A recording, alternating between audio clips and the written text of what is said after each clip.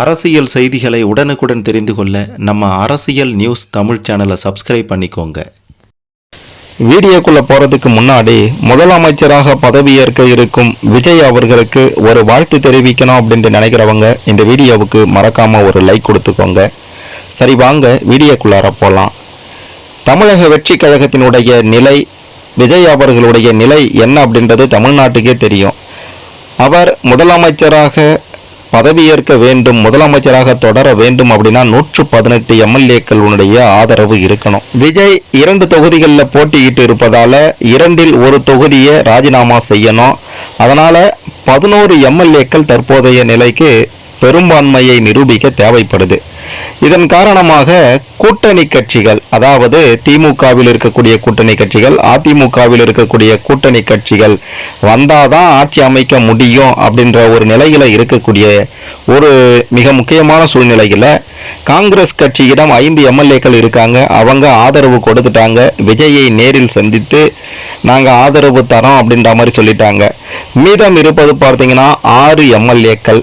அந்த 6 எம்எல்ஏக்கள் எங்க இருந்து வருவாங்க அப்படின்றது தான் பெரும் கேள்விக்குறியாக இருந்த நிலையில தாவேகாவில் மிக முக்கிய புள்ளியாக இருக்கக்கூடிய செங்கோட்டையன் அவர்கள் தற்போது ஆட்டத்தை ஆரம்பித்திருக்கின்றார். எடப்பாடியுடன் அதிமுகவில் இருக்கக்கூடிய சில முக்கிய புள்ளிகள் விஜய்க்கு ஆதரவு தரணும் அப்படின்ற மாதிரி குரல் எழுப்பிட்டு இருக்காங்க.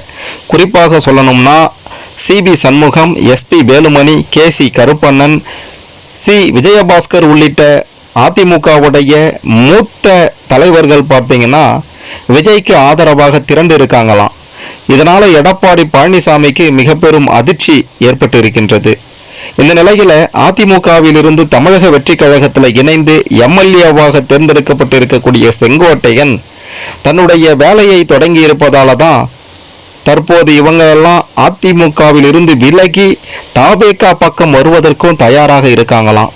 கொங்கு மண்டலம், வட மாவட்டங்கள் மற்றும் தென் மாவட்டங்களில் தனக்கு நெருக்கமான முன்னாள் அமைச்சர்களை தொடர்பு கொண்டு செங்கோட்டையன் பேசிட்டு இருக்கின்றார். மேலும் தேர்தலில் தோற்ற தங்கமணி, ராஜேந்திர பாலாஜி ஆகியோரையும் தொடர்பு கொண்டு பேசியிருக்கிறாராம். தேர்தலில் தோற்றவர்களுக்கு ராஜ்யசபா எம்பி சீட், இடைத்தேர்தல்களில் வாய்ப்பு என்று பேசியிருப்பதோட முக்கிய எம்எல்ஏக்களுக்கு, அதாவது சிபி சண்முகம், எஸ்பி வேலுமணி போன்றவர்களுக்கு அமைச்சர் பதவி வழங்கப்படும் என்றும் செங்கோட்டையன் பேச்சுவார்த்தை நடத்தி இருக்கின்றாராம். அது மட்டுமல்லாம தமிழக வெற்றி கழகத்திற்கு வந்தா பல முக்கிய பொறுப்புகள் வழங்கப்படும் அப்படின்ற மாதிரி பல எம்எல்ஏக்களிடமும் செங்கோட்டையன் பேசிட்டு இருக்கிறாரு.